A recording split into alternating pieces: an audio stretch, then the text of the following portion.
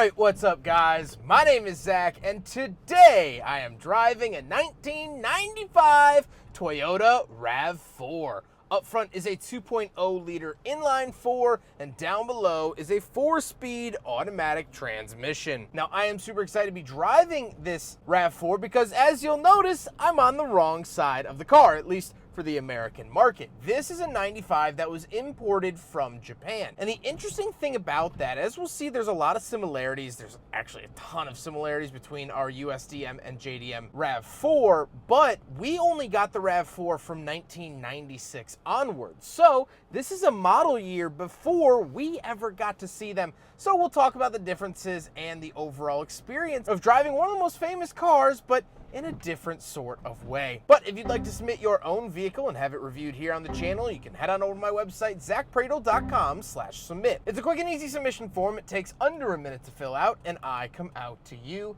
And if you'd like to see all my videos weeks or sometimes months in advance, you can head on over to my Patreon for only $5 a month. But let's get back to that 2-liter inline 4. Well, that was the standard engine for the RAV4, and that's pretty much unchanged between US and Japan spec vehicles. It's a reliable little 4-cylinder. These cars are so tough, and the 4-cylinder does play a big part in that. And one of the big benefits is the fact that you can buy USDM parts for your JDM RAV4. You can go to AutoZone and buy parts for it at your local shop in Gettysburg or Birmingham or Paramus. That's the nice thing about Toyotas and buying a JDM car that has shareable parts.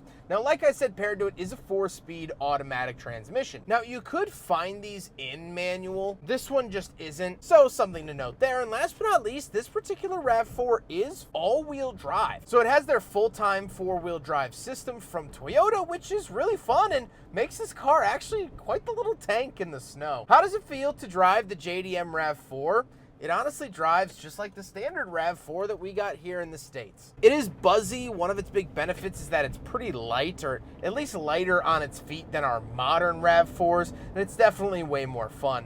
Adjusting to driving on the right side isn't that tricky, especially because I'm not dealing with a clutch pedal or shifting. It's solid, it works, and no complaints. Ride quality isn't great, however, the suspension is pretty tired. It is on all original suspension, and you really feel that short wheelbase. That really helps make the vehicle feel a lot more nimble. With that stuff out of the way, let's talk about the interior, because this is where you'll find a few more oddities. Well, in front of me, we have 4 gauges. Off to the left is the speedometer, in the center is the fuel and coolant temperature, and off to the right is the tachometer. The steering wheel is different than our US steering wheel because it does not have an airbag. So here is our US steering wheel. Here's obviously the Japanese one. Japan didn't require airbags till much later than us here in the States, so you'll find cars without them pretty frequently throughout the late 90s, where they were required in the late 90s here in the States. Off to the right, we do have a climate vent, our power mirror switches, and some blocked off dead switches. And moving on to the door, we have the latch to get in and out,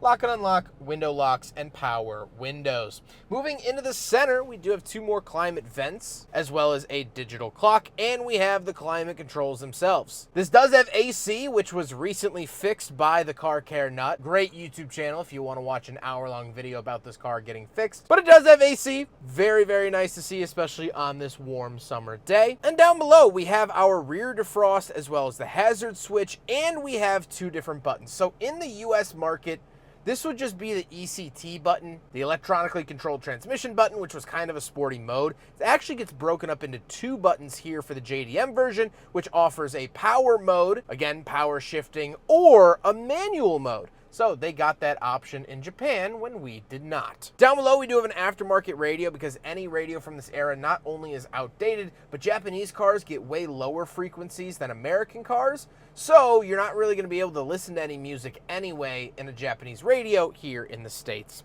Then we do get a big cubby with a toll pass. And so I'm actually going to use some AI to translate what this lady's saying.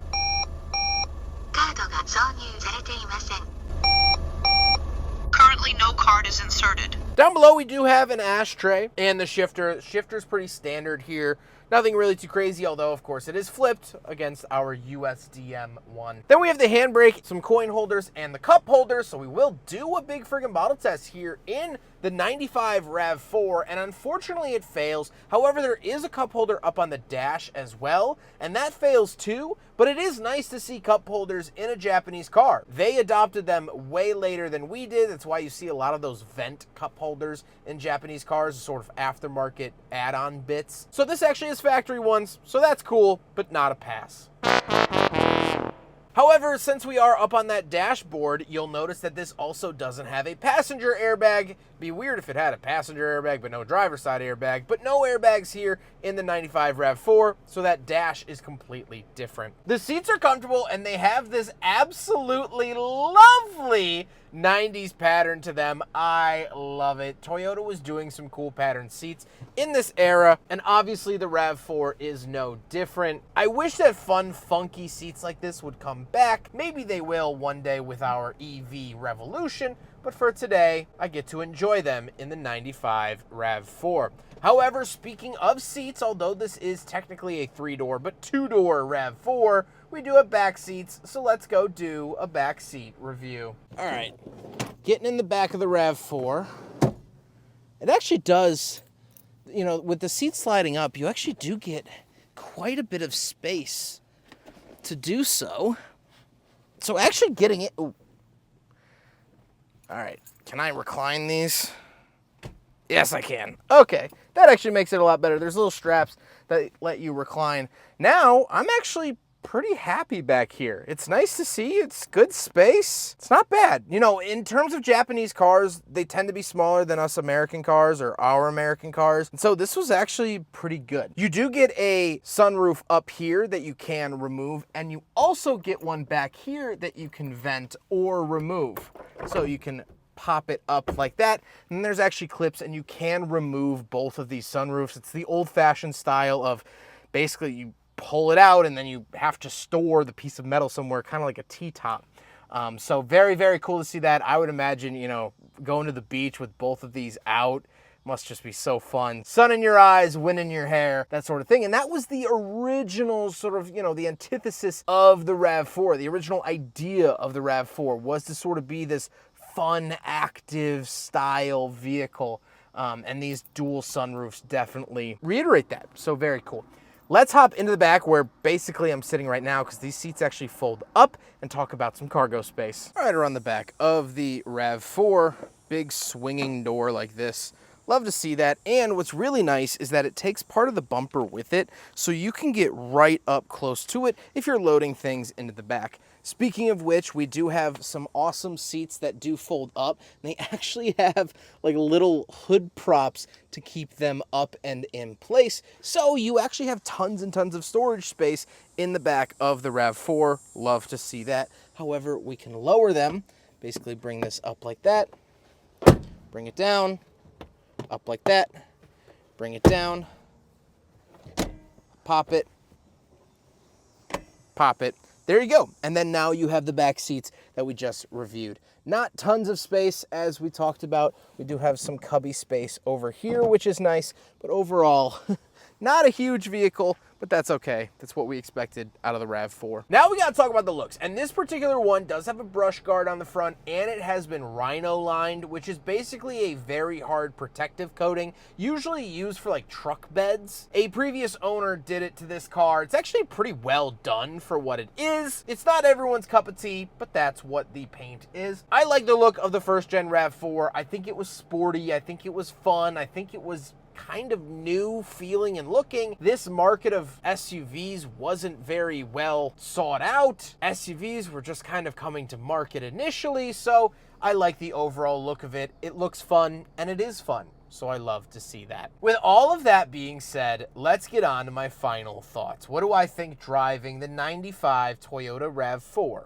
from Japan? Well, obviously this has been a really cool, really fun experience. I like this little thing, and it's nice to be driving something JDM that isn't a K car. I've been driving a lot of K cars, and so in my mind, Japanese cars are always way smaller, but this isn't. This is the same size that we got here in the States. Now, I mentioned that, but this was actually kind of a bigger vehicle considering on Japan's streets. So in America, we would consider this a compact. In Japan, a little bit less so. But it's cool to see all the little differences that they had to make for the American market. They had to develop an airbag for it. They had to develop a different button for the power shifting. They had to develop a different dashboard. They had to develop a lot of oddities. However, I'm happy to learn that it actually maintains a lot of other things. It maintains that great 2-liter. It maintains that real-time 4-wheel drive. It maintains the great looks. It maintains the spunkiness. And so all of that translates to Japan, or really translates to America. That's something really cool.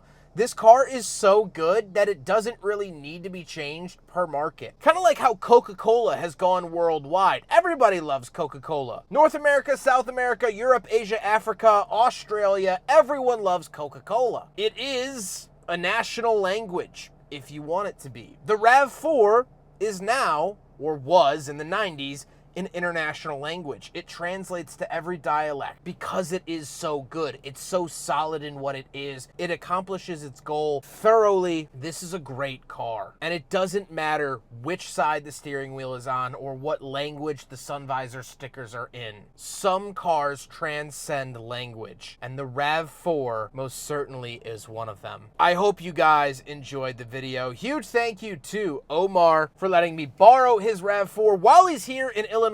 After I'm done with this video, he's actually going to pack it up and drive it back to the East Coast. So I wish him the best and safest of travels. He's been absolutely wonderful to work with. He fit me into his very packed schedule, and I am very, very appreciative of that. Also, if you want more information on this particular RAV4, the owner does have a YouTube channel, the OG RAV4, which will be linked in the description below. He has tons of really great videos focusing on very specific parts of this car, so if you have questions, please let him know. But I appreciate you guys watching the video. Don't forget to rate the video, comment on the video, and subscribe if you really liked it. Take care, guys.